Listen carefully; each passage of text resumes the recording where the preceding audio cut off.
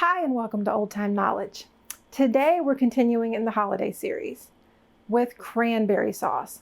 Cranberry sauce is a classic for your Thanksgiving table, for your Christmas table, plus you can give it as gifts. We're going to be making a basic recipe today that just calls for water, cranberries, and sugar. Super simple, but you can jazz it up if you want to, and I'll be explaining some of those substitutions and some of those additions as we get started.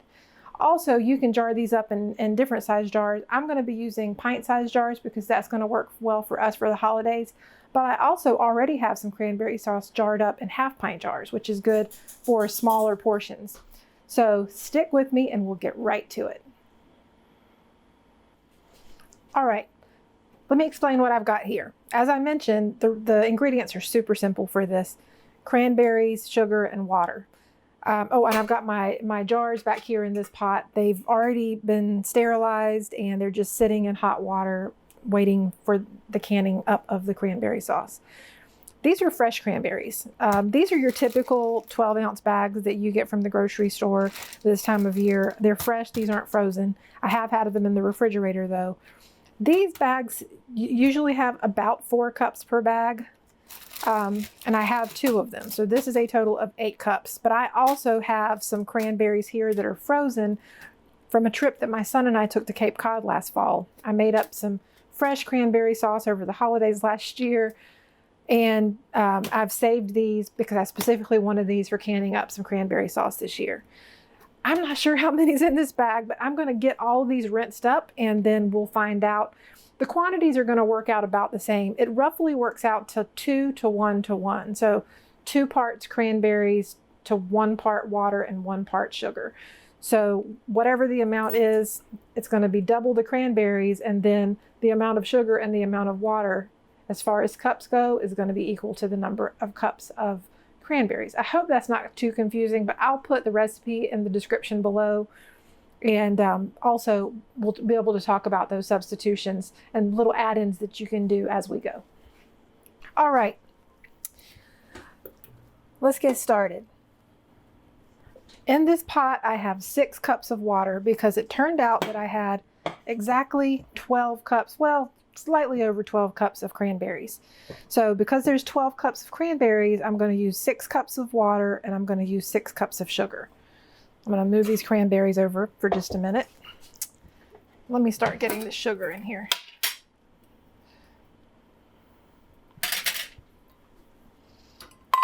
Actually, let me move this. It's kind of hard to get it from back there.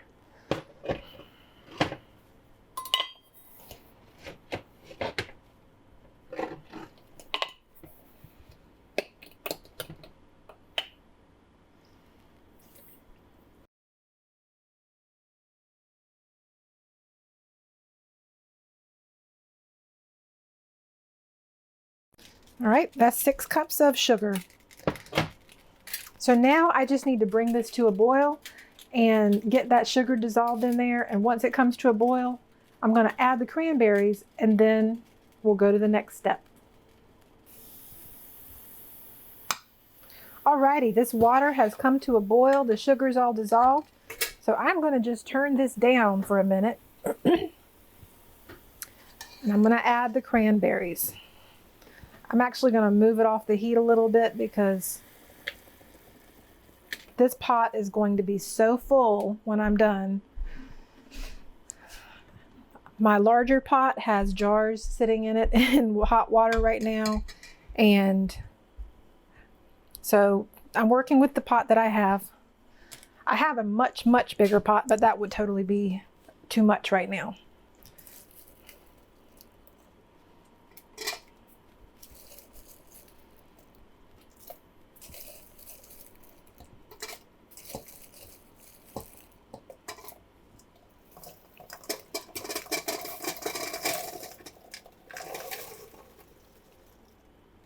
See, I told y'all the pot would be full. So now I'm going to move this back over on the burner and get that burner turned back on. And I'm not going to stir this a whole lot, but the goal is to get this water back up to a boil and then simmer it for a few minutes until the cranberries start popping. And that's when you know that it is about ready to jar up. A couple of things I want to mention. When these cranberries start boiling and those skins start popping, it's not going to take long before it will really start to gel. There's a lot of pectin in cranberries. Sorry if you hear my dog barking. He probably sees somebody walking by outside. But as I was saying, cranberries have a lot of pectin, and so these will gel up really fast, and you can quickly end up with a cranberry sauce that's much thicker than you want. That would be almost more like a cranberry jelly or a cranberry jello or something like that. So just keep an eye on it when you're making this, so that you don't let it get too thick. You're just going to be looking for it when you're done boiling the cranberries or simmering the cranberries. You're just going to be wanting to look for the sauce to have thickened up. You'll see it'll turn to nice cranberry red color, and then it'll start to sort of stick to your spoon, and then you'll know it's good to go. Some of them are already starting to split. Oh, another thing. It's going to produce a lot of foam once it starts to boil, and that is unattractive in the jars. It will not hurt you. It's not bad. There's nothing wrong with it. However, one thing you can do is you can put in about a teaspoon of butter. This is the same thing you can do when you're making any sort of jam or jelly or something that has pectin in it. You can add just about a teaspoon of butter, and that will help reduce the foaming.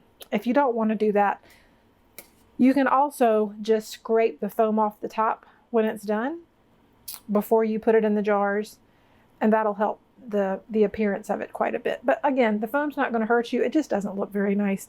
So we'll talk more about that when we get closer to that time.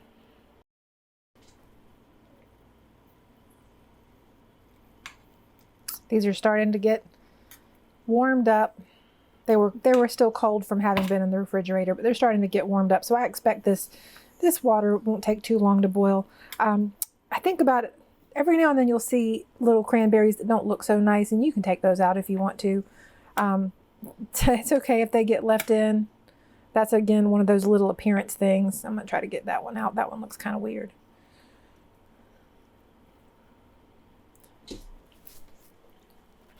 One thing I want to mention is this, again, is the base recipe. I am going to sprinkle in a little bit of spice before I can this up. I'm going to put the spices in the description below the video so that you can see what some of your options are. I mean, really, it's any of the spices that you would use for things like apple butter or apple pie or pumpkin pie or things like that. You can use any of those. And it can give it a really nice fragrance and a really nice taste. Go easy though. You don't want it to be overpowering. And I'm not going to put exact amounts, which is why I'm just really sticking with calling this a basic cranberry sauce recipe, because when I do add the spices, it's just going to be like a dash of this and a dash of that. So I wouldn't even be able to give you really a good measurement. I think I'm going to just sprinkle in a tiny bit of nutmeg. And a tiny bit of cloves.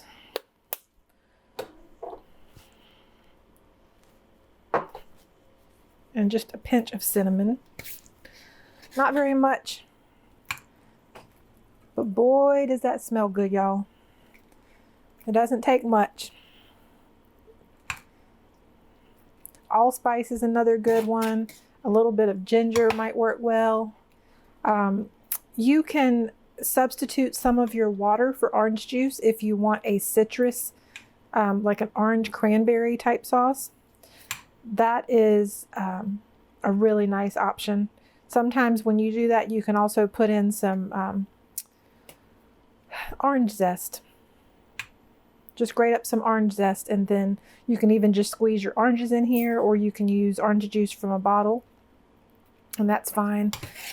There's just a lot of things. You have to find your recipe. You know, you have to figure out what you think you would like, what your family would like, and make it your own. But having this basic recipe is going to be the right step to getting to where you want it to be. and then it'll be your cranberry sauce, and it won't be Sarah's cranberry sauce. It'll be your recipe. So let's just keep waiting. And this, I'm gonna let this sit for a little bit. I don't want to stir it too much, and let this come to a boil. All right, you can see this has been starting to kind of boil a little bit. You see that foam?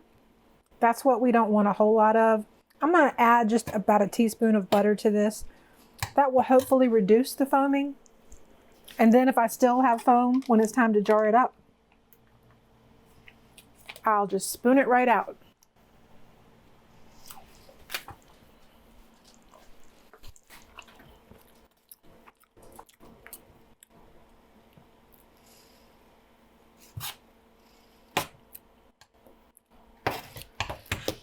Oh yeah, that helps. That definitely helps reduce that foam. The foam is just where the, it's formed bubbles, just lots and lots of tiny bubbles.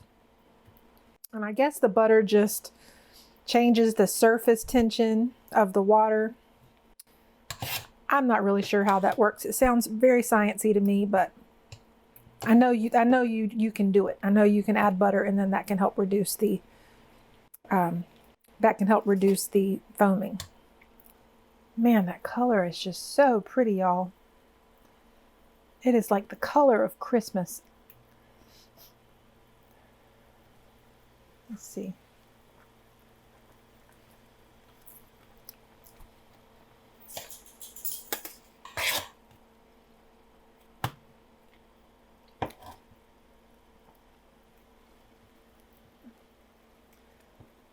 I just keep looking for this to, like I say, to sort of sheet on the spoon a little bit.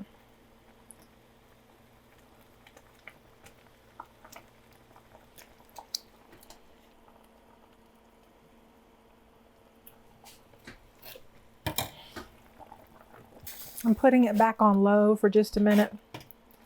Bring that temperature down just a little bit.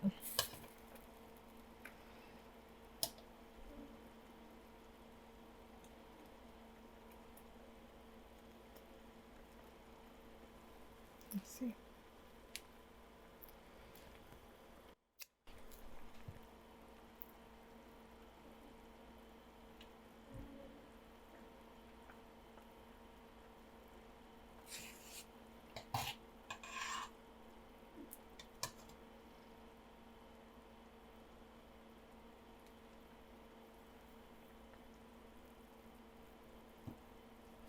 Okay.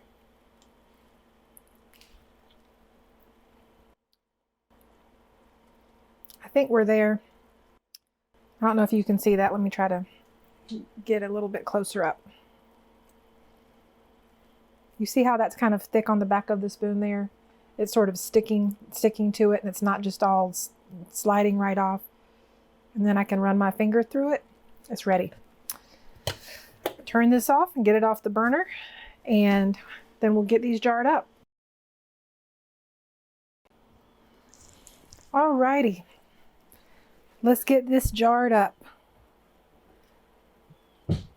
This is going to be so good, y'all. I know I always say that when I cook things, but my goodness, if you're going to cook something, shouldn't it be something that you love, something that you can really enjoy and get excited about? Not just excited about eating, but excited about serving to your family.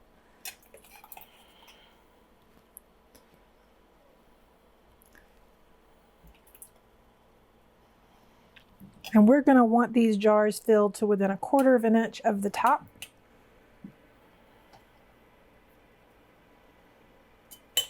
I'm not sure, that's a little less than 1/4 of an inch, but I'll go back and revisit that.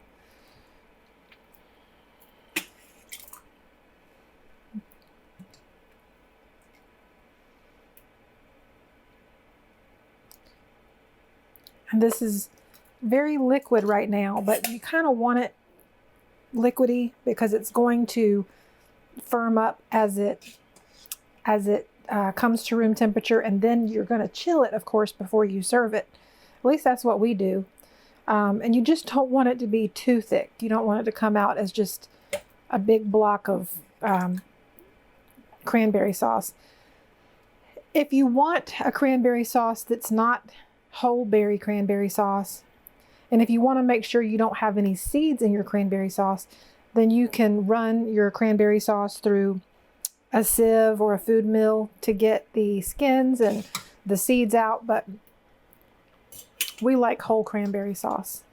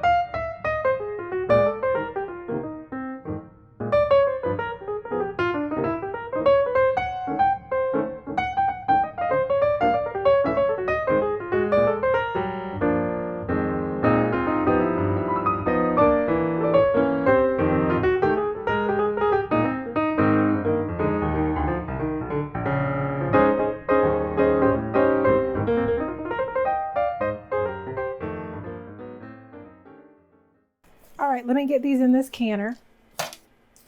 I brought the water in the canner to a boil, but I turned it way back a little while ago, and it's just been sort of simmering. Let me move these out of the way.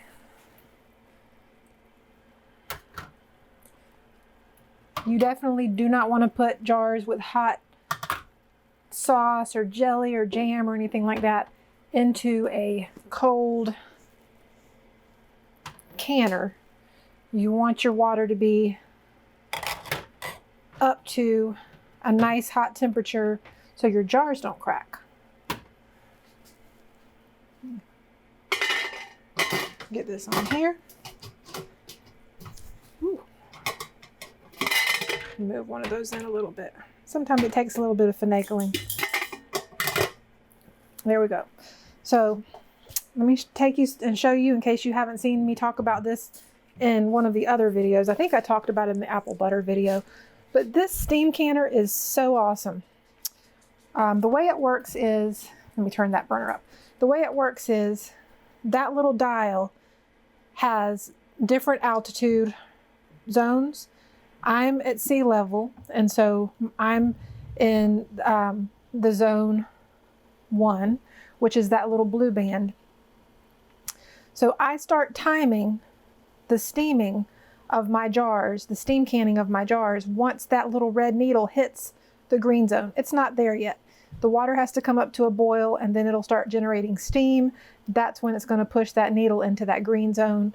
And at that point, I will start timing. And for my area, cranberry sauce gets processed for 15 minutes. So I'll bring you back when it's all done and I'm ready to take them out. All right, it's time to get them out of the canner.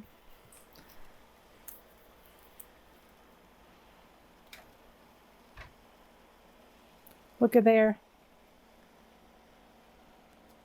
How beautiful is that? That is so beautiful.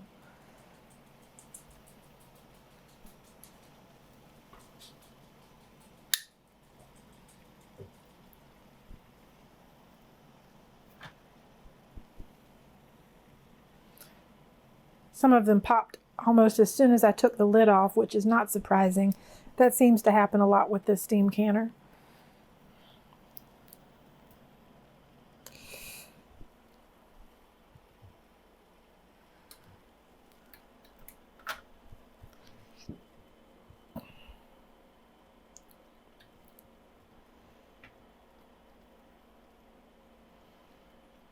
There we go.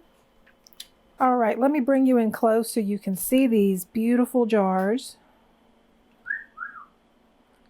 Yep, they are lovely. Well, here we have it, friends.